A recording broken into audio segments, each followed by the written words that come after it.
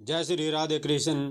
मार्गशीर्ष मास के शुक्ल पक्ष में आने वाली एकादशी को मोक्षदा एकादशी कहा जाता है, जो इस वर्ष 3 दिसंबर शनिवार को यानी कल है। तो आइए जानते हैं मोक्षदा एकादशी के बारे में। एक बार महाराज युधिष्ठिर ने कहा, हे भगवान, आप तीनों लोकों के स्वामी, सबको सुख देने वाले और जगत के पति हैं। मैं आपको नमस्कार करता हूँ।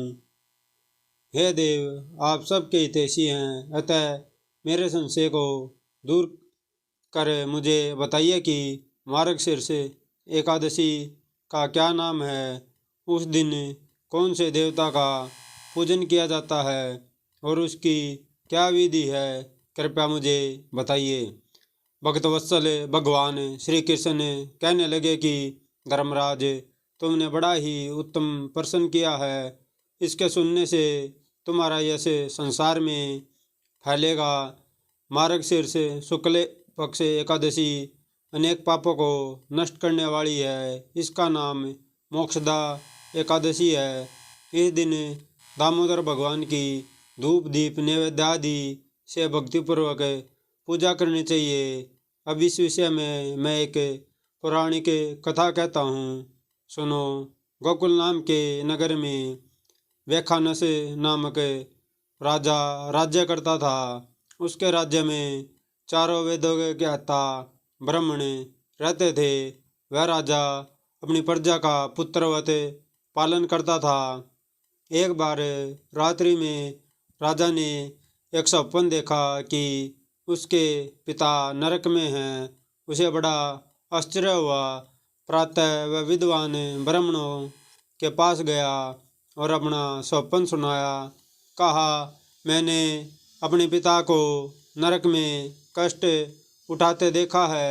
उन्होंने मुझसे कहा है कि हे पुत्र, मैं नरक में पड़ा हूँ, यहाँ से तुम मुझे मुक्त कराओ। जब से मैंने यह वचन सुने हैं, तब से मैं बहुत बेचैन हूँ। चित्त में बड़ी अशांति हो रही है। मुझे इस राज्य, धन, पुत्र, स्त्री, हाथी, घोड़े आदि में कुछ भी सुख प्रतीत नहीं होता। क्या करूं?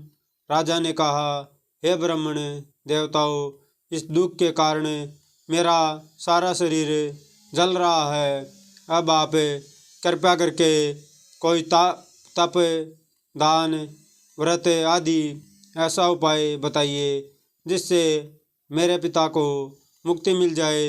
उस पुत्र का जीवन व्यर्थ है जो अपने माता पिता का उद्धार ना कर सके।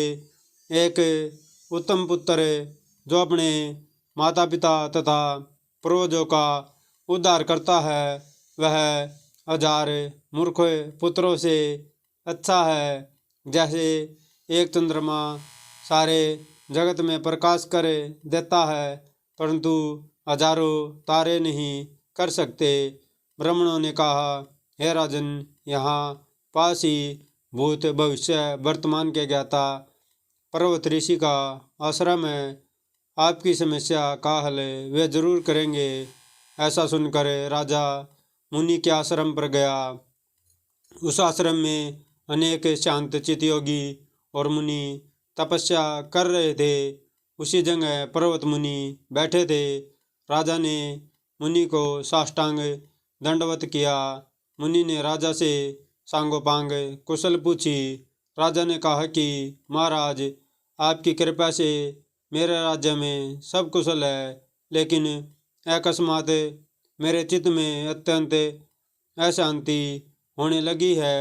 ऐसा सुनकर पर्वत मुनि ने आंखें बंद की और भूत विचारने लगे।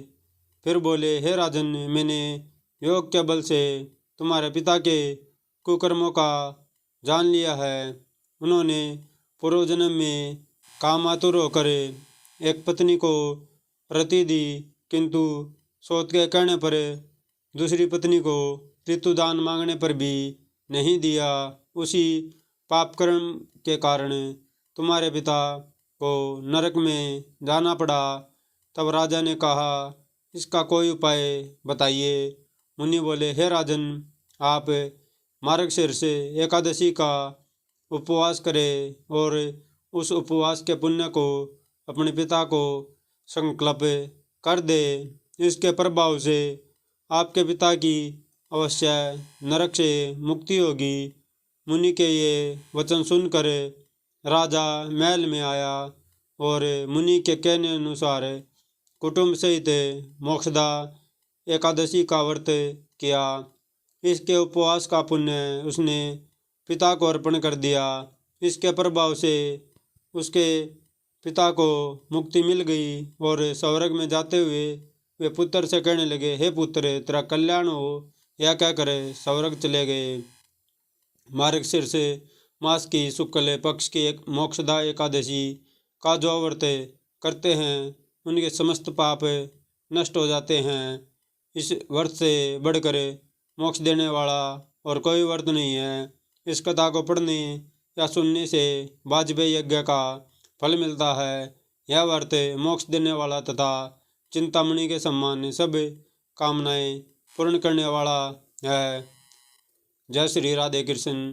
अगर कथा अच्छी लगी हो तो वीडियो को लाइक कीजिएगा, चैनल को सब्सक्राइब कीजिएगा। जय जय श्री राधे।